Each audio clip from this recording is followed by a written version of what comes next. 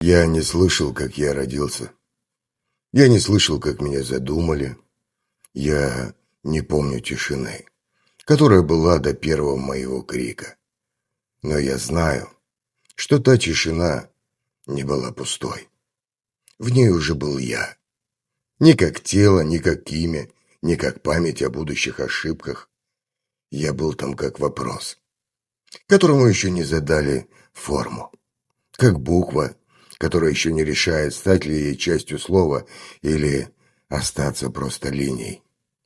Я был там. Я был там как потенциал. И это не семя. Семя уже предопределено. Дуб не станет лотосом, как бы сильно он в это не верил. Потенциал. Потенциал – это чернила, которые еще не знают, станут ли они любовным письмом, доносом или просто кляксой на скатерти. И в этом все его величие. И в этом его жесточайший ужас. Разум не способен его описать. Но все же я нашел слова, чтобы вам об этом рассказать. Мы все привыкли думать о возможностях. О возможностях, как будто это какое-то меню. Мы протягиваем руку и выбираем суп или салат, война или мир, любовь до гроба или свобода до смерти. Но мы забываем, что меню – это обман. Оно составлено уже после того, как еда приготовлена. Настоящий же выбор происходит в темноте. На кухне. Там, где повар решает бросить щепотку соли или всю горсть сразу.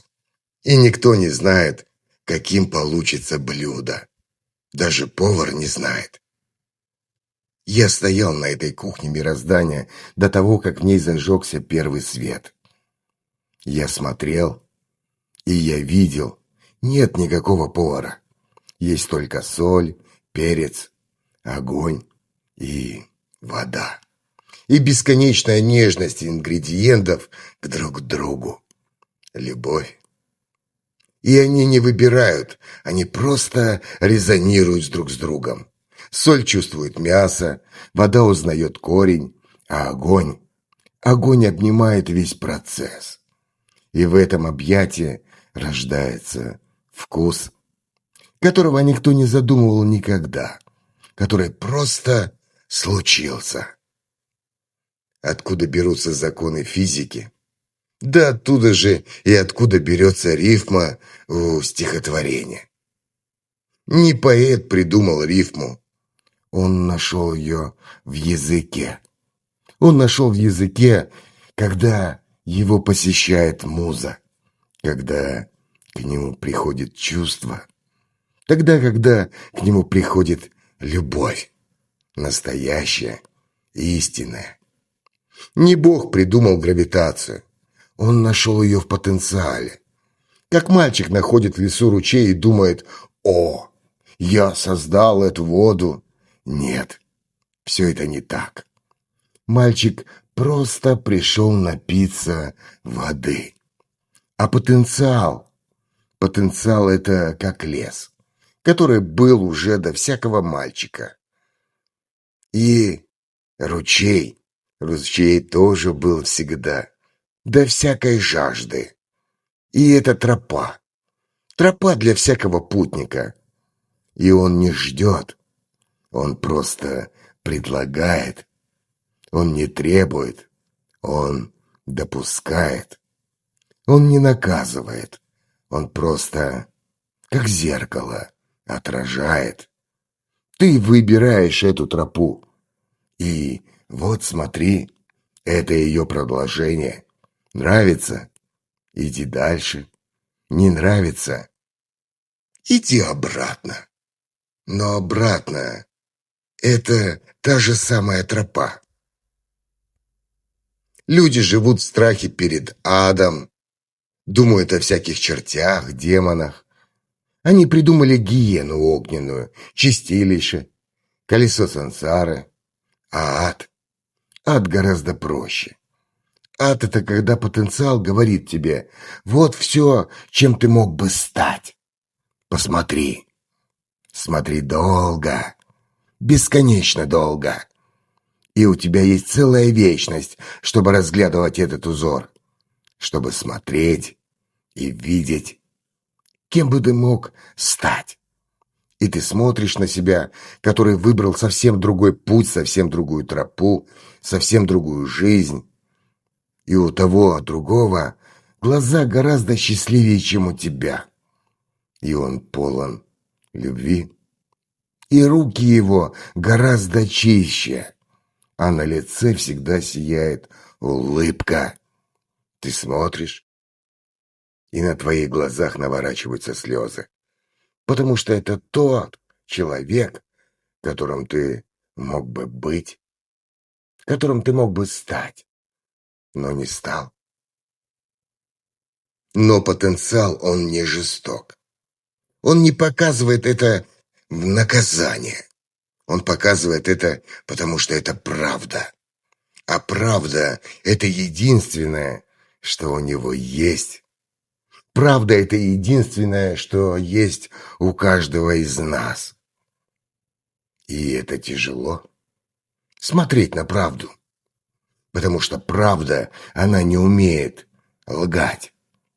Она не личность, чтобы умирать в нас.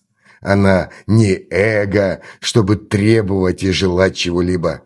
Она просто зеркало, которое не говорит: «Вот смотри, ты самый красивый». Или «Смотри, ты урод». Она просто отражает то, чем ты являешься на самом деле. И если тебе больно смотреть на самого себя, то это не зеркало виновато. Это просто ты привык к темноте. Я привык. Я 50 лет учился не смотреть в это зеркало. Я смотрел в других и видел в них врагов, друзей, любимых мне людей, близких. Я смотрел в книги и видел в них мудрость, которую нельзя никак применить в этой жизни. Я смотрел в небо и видел там пустоту, которую люди заселили богами, лишь бы не молчать, лишь бы на кого-нибудь переложить ответственность за самого себя, за свою собственную жизнь. А потом я перестал смотреть и заселять это небо богами. Я просто созерцал звезды. И тогда пустота заговорила со мной. И она сказала мне: «Ты думал, меня здесь нет? Ты думал, что я — это отсутствие, а я — это источник. Я — это источник всего. Ты думал, я — это смерть, которая будет уже прям завтра, которая может случиться с тобой в любое мгновение. А я — это то, что дает жизнь. Ты думал, я — это холод, который пробирает тебя прям в дрожь, когда минус 50 на улице, а я — это просто температура, при которой возможен любой, абсолютно любой огонь, который прямо сейчас горит внутри твоего сердца. Я знаю, ты можешь обжечься. Я знаю, ты можешь быть абсолютно холодным. Но я знаю, чего ты не можешь. Ты не можешь просто смотреть. А я смотрю 50 лет уже и понимаю, что я смотрю не туда. И когда я это понял, я развернулся и посмотрел туда, куда надо, откуда приходит взгляд. И это вовсе никакая не метафора. Это физика. Физика более тонкая, чем квантовая. Это биология, более живая, чем любая клетка в моем или в вашем организме. И это просто чувство. Это просто внутреннее ощущение. Это любовь. Более безусловная, чем материнская. Потому что мать любит свое дитя. Мать любит свое дитя не за что-то и почему-то, а просто так. Так же, как и отец. А потенциал? Потенциал любит возможность. Возможность того, что вообще может быть. Оно не любит тебя просто так, как будто ты его дитя. Она любит то, чем ты можешь стать. И неважно, будь ты злодеем или просветленным, для него ты одинаков, потому что он не различает возможность войны, возможность мира.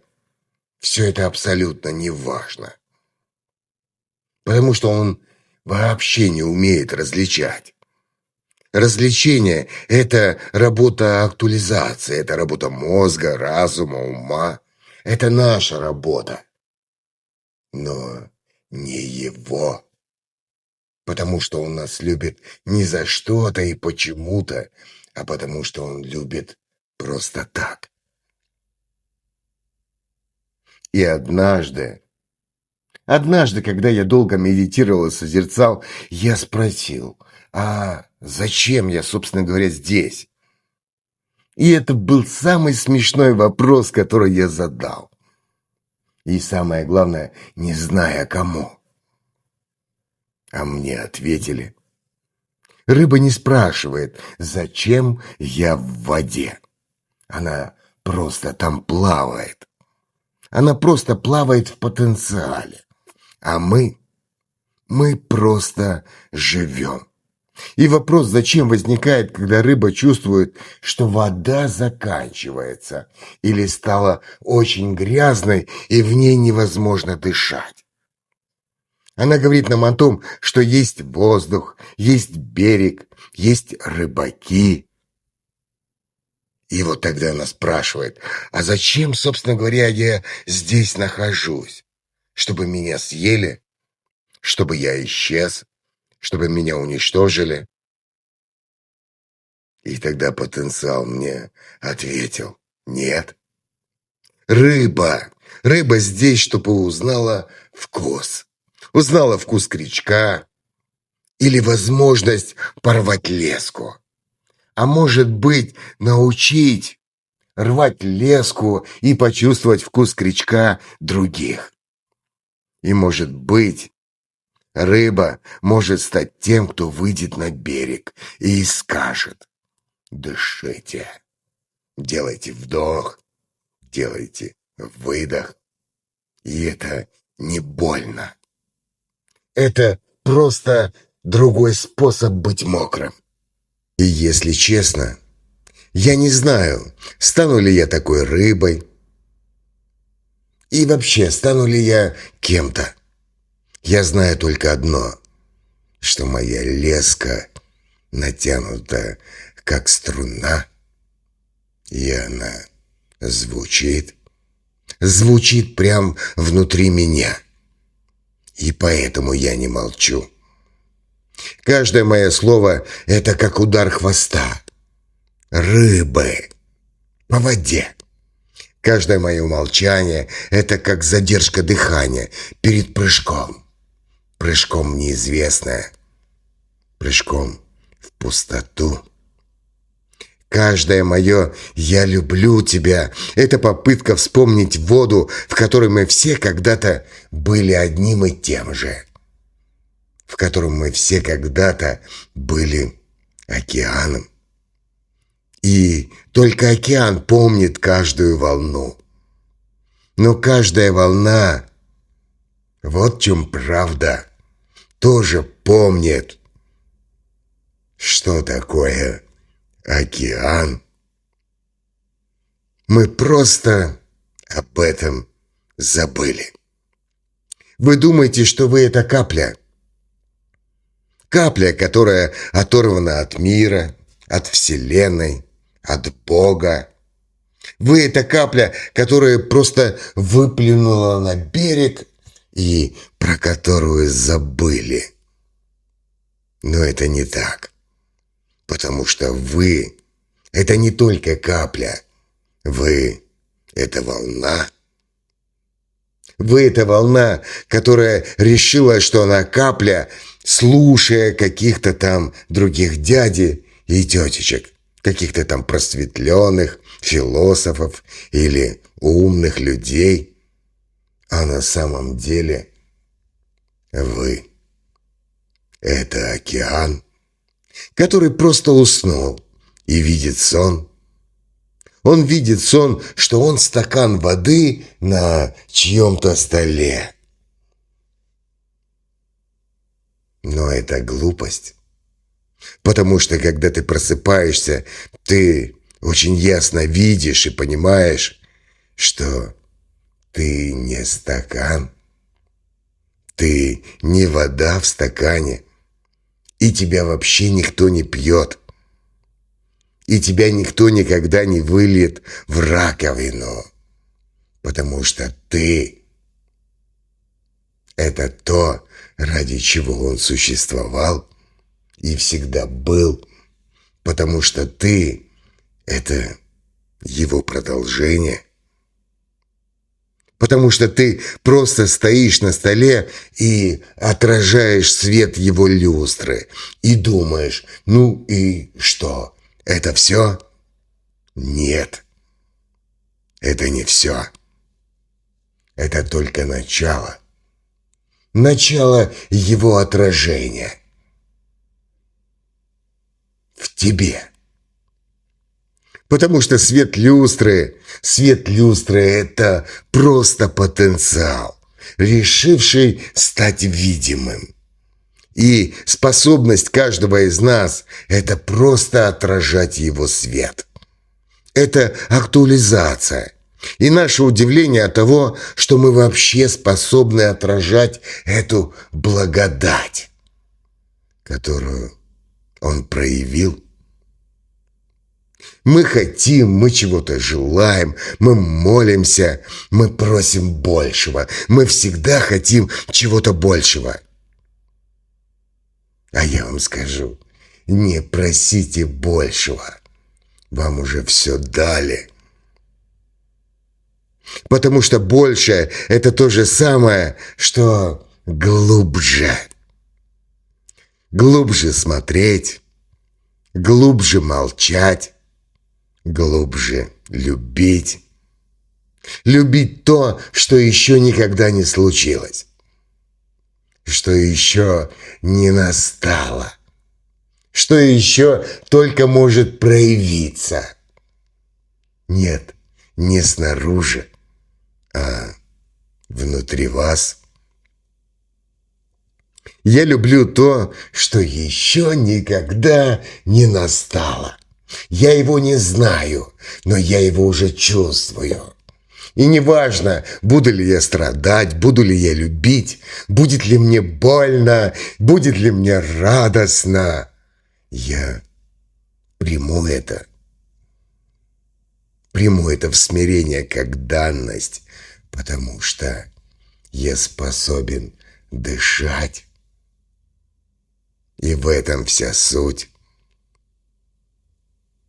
Я люблю себя. Я люблю окружающий меня мир. И как бы я ни сопротивлялся, я люблю всех окружающих меня людей. Не за то, что и почему-то, как-то и где-то, а потому что я просто перестал судить и оценивать. Я перестал думать о том, кто вы есть. Я люблю вас за то, кем вы можете стать завтра. Потому что абсолютно каждый человек может стать кем угодно, когда угодно. И это правда. И неважно, завтра, послезавтра, через год, через 1000 жизней. Я люблю каждого.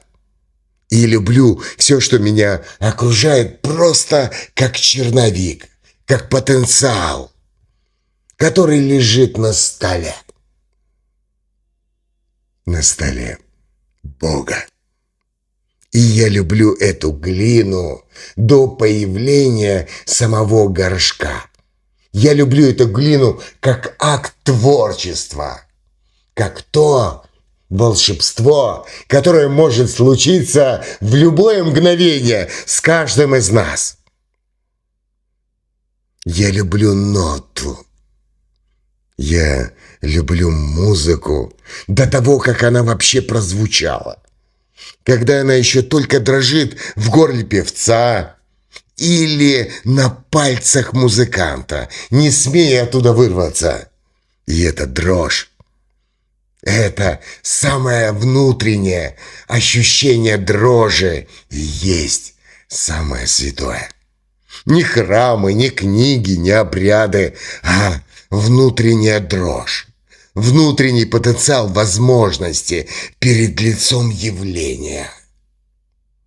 И неважно, чувствую ли я страх чего-то неопределенного, стать каким-то неправильным, или что-то будет как-то не так. Страх не дотянуть, страх переиграть. Я чувствую внутри себя решимость.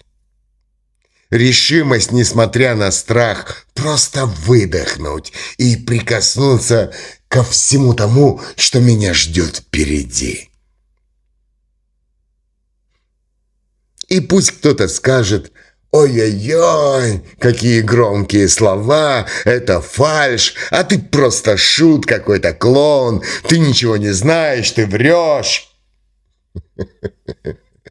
И здесь я смеюсь. Потому что это не фальшь. Потому что это то, что я ощущаю, и то, что я чувствую. И это то, что я вижу. И это правда.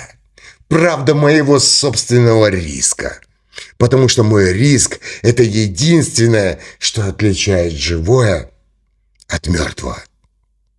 Потому что мертвое никогда не рискует. Камень не рискует упасть, он просто падает. Падает по закону притяжения. Звезда не рискует взорваться, она просто взрывается, потому что исчерпала внутри себя топливо. И только живое может рисковать. Только живое может выбирать. Упасть или взлететь, взорваться или тлеть, любить или страдать. Потенциал. Потенциал – это внутреннее пространство риска. Внутреннее пространство неопределенности. Всех возможностей, которые только могут быть. И самое главное – это просто шагнуть. Через ужас, через страх. Через все. Потому что это поле, на котором учатся живые ходить. Падать, вставать и снова падать. Это как мать и отец, которая подхватывает своего ребенка на каждом шагу. Потому что она знает, только шишка на лбу тебя научит смотреть под ноги. Только ссадина на твоих коленках научит тебя ощущать землю. Только разбитое сердце научит тебя, что сердце – это не хрусталь. И чем сильнее его разбить, тем больше крови оно прокачает. Тем больше понимания ты получишь. И когда я говорю все это, я просто хочу, чтобы ваши сердца качали кровь. Качали кровь этого мира. Я хочу, чтобы каждый из вас перестал бояться разбиться. Я хочу, чтобы вы все увидели, что трещина в вашем сердце, ваше разочарование – это вовсе не дефект. Это просто дополнительный клапан, через который входит потенциал, а выходит ваше действие. Из него вырываются ваши поступки. И неважно, крик это боли или смех. Смех высочайшей радости. Потому что я знаю, в каждом из вас горит его свет. Я не знаю тропы жизни и пути других людей. Я вообще ничего не знаю о жизни. Я знаю только свою.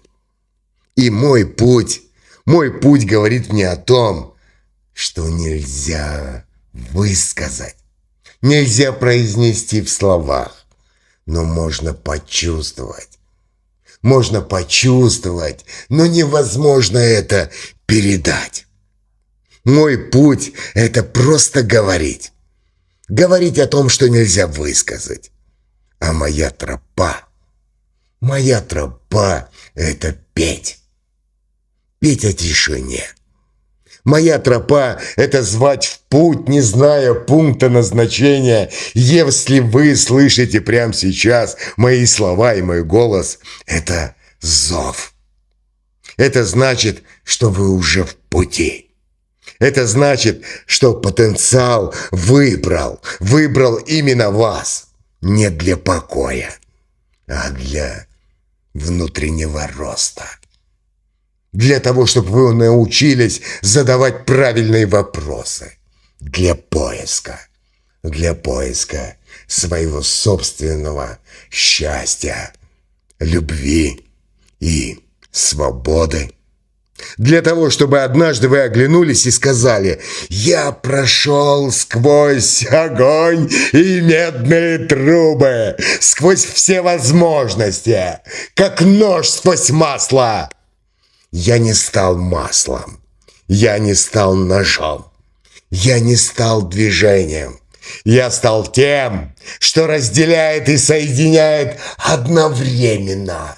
Все, что происходило в моей жизни, я чувствовал абсолютно все. Я ощущал абсолютно все. Я радовался, когда меня смешили. Я плакал, когда меня расстраивали. Я чувствовал абсолютно все. И я стал тем резцом в руках скульптора, который, не умея лепить, не умея трогать глину, все-таки создал свой собственный памятник. Потому что глина, она не ждет.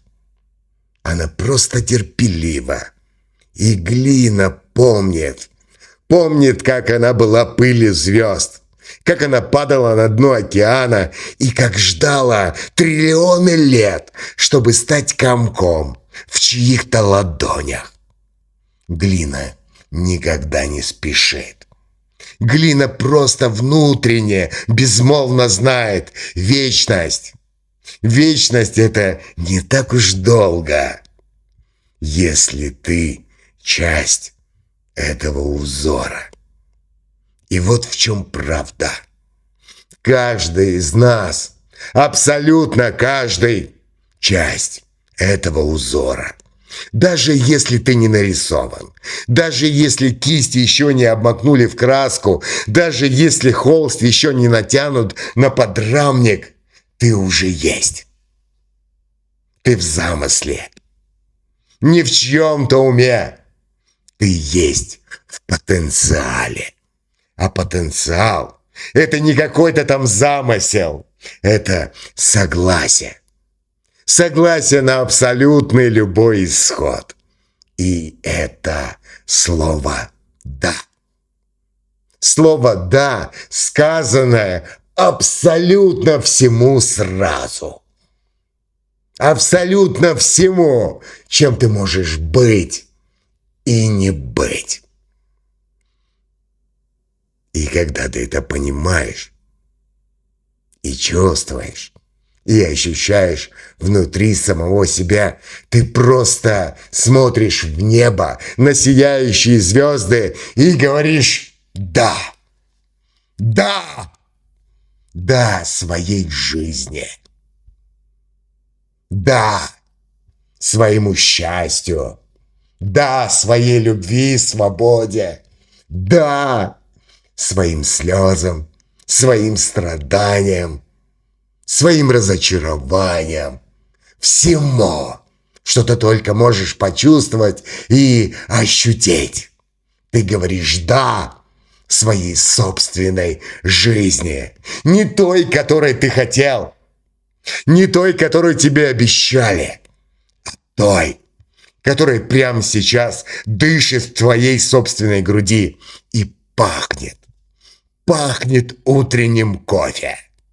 И неважно, спотыкаешься ты о порог или снова бежишь. Неважно, падаешься ты или поднимаешься. Ты просто говоришь «да». И она отвечает тебе тем же. Она отвечает тебе тысячью возможностей, которые ты только мог себе представить.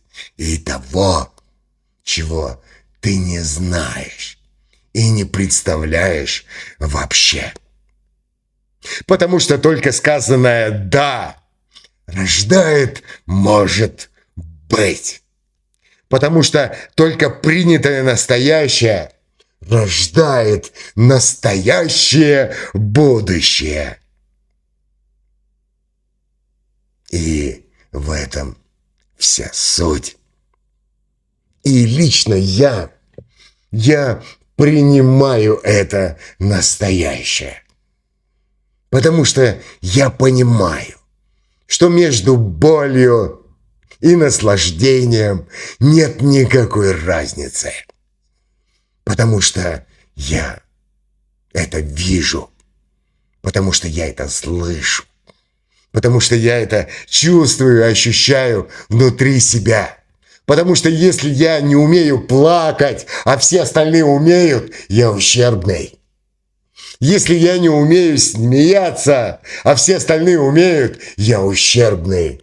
Потому что только наполненность, внутренняя наполненность всем делает меня настоящим. Делает меня живым. Потому что этот стул подо мной – это я. Потому что этот экран, в который я прямо сейчас смотрю на тебя, это я. Потому что эта тишина между нами – это тоже я. И я принимаю ее как форму. Я принимаю ее как форму потенциала и решимость стать паузой. И в этой паузе есть абсолютно все. Эта пауза наполнена до краев. И я просто ее чувствую. И все мои несказанные слова, все ваши собственные непрочитанные мысли, все миры, которые мы могли бы себе построить или представить, вместе или поодиночке, все это уже есть. Все это уже существует, и все, что нужно, это просто перестать бояться. Перестать бояться, что у нас не получится. Потому что миром правит только правило 3 Н. И в это нужно просто поверить. Нет ничего невозможного. Ничего. И будь веры хоть с горчичное зерно, то сдвинем мне горы, сдвинем всю эту вселенную. И у нас получится. Не потому, что мы талантливы, не потому, что мы боги на нашей собственной стороне, которых мы сами себе же и придумали. И не потому, что кто-то может нам где-то и когда-то помочь. А потому что потенциал не умеет терпеть пустоту.